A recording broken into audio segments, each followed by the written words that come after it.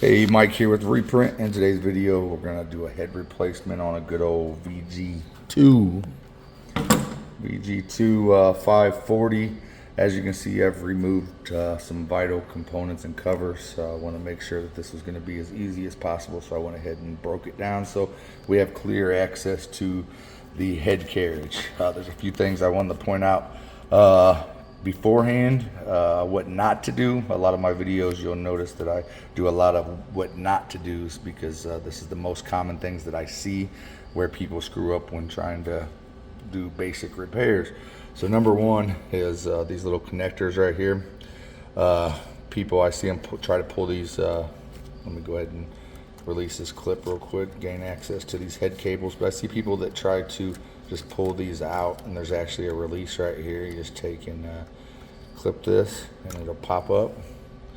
All right, so carefully I'll pull that out, and I'm going to note that on these head cables you can see that the head rank, which is a yellow label on the head cable, this one always goes to the back position. The other one does not have the code on it, so you know the correct orientation of the head cables. So I'm going to go ahead and pop this one up as well. It's kind of hard with my phone, but you got to be very careful. If you break these off, then you're going to have to replace the print carriage board. So I'm going to go ahead and slide that out carefully. The next thing that I'm going to do is we need to remove these little joints right here to connect the ink. I'm going to go ahead and pull those out. I'm going to try to, this is kind of dangerous, trying to make a video and do this yourself, because I can create lots of problems. If any of that ink gets on any of these head cables, then I'm screwed. So I'm going to try to be careful and do this on video. I kind of pulled it from the damper. I did. I put the wrong force. So I'm going to go ahead and do that. I'm just going to go ahead. I'm already done. So what I'm going to do now, I've got these unhooked. Typically you take them from these joints right here, but unfortunately with holding the camera, it just kind of popped out on me. So next thing I'm going to do is take a paper towel and dab those a little bit, make sure that they don't get ink anywhere.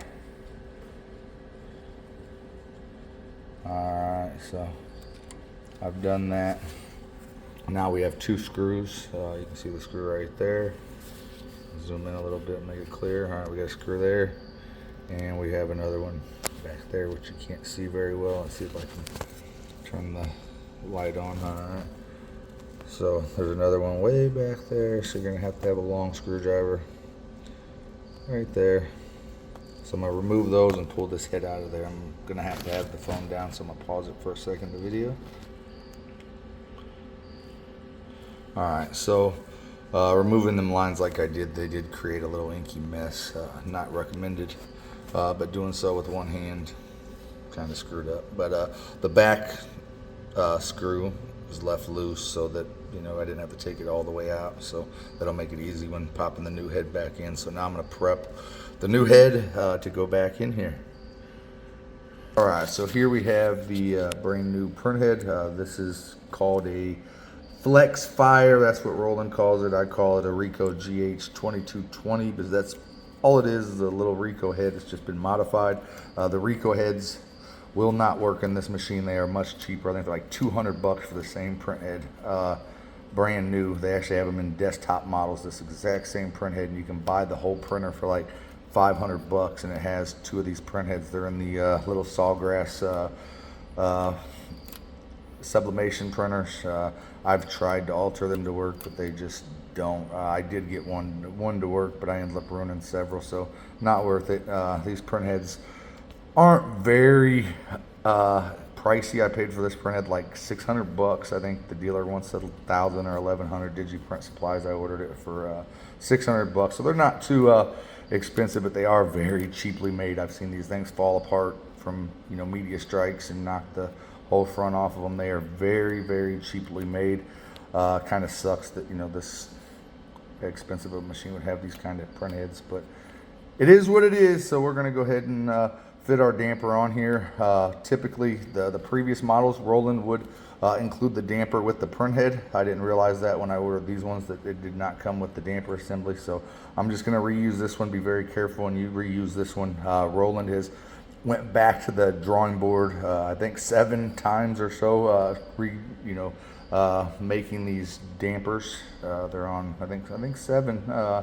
The other ones were terrible. I could tell you some stories about these dampers that'll make you sick. But we're on this this damper right here. We're just going to go ahead and reuse it. Be very careful not to get any ink on this printhead, and we're going to throw her in real quick.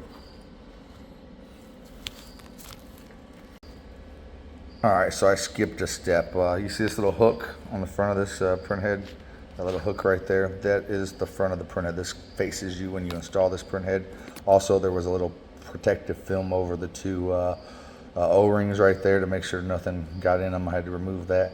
So now it's ready to pop in, but make sure that you do it this way, this orientation. There's my damper assembly with the damper sensor. I'm gonna throw that on there real quick, and then I'll be right back. All right, so I installed my damper, and I made sure that both of these little latches, these little white clips, made sure both of them clicked.